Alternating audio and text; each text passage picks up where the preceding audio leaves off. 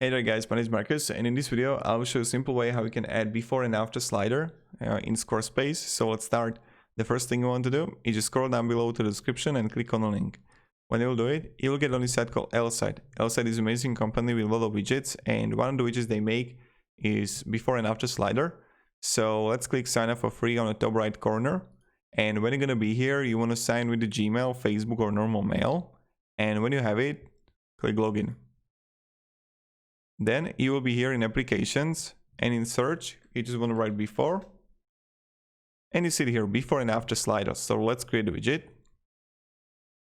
Now you got simple comparison, retouch slider, product comparison. I'm going to choose a simple comparison. I really like this one. Let's continue with the template. Now you got sets here, and you just simply change the before and after image. And whatever you upload there, I recommend having like in the same resolution. When you got it, go to the top right corner and click save. And now you need to choose a plan. If you're starting out with your website, go with the light version. But if you're gonna have 5,000, 50 or 5 million views, go with the basic pro or enterprise. Let's copy the code. And here, really simple, click plus, write code, and paste the code here.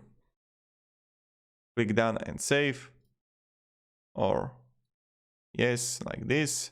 Preview the website, and voila, here we got beautiful product comparison.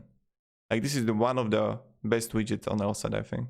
It's so damn amazing and so damn effective. So this is how you can add before and after slider in Placeit. Thank you very much everybody for watching. If you have any questions, ask me down in the comments. I'm really happy to provide you some guidance, some support.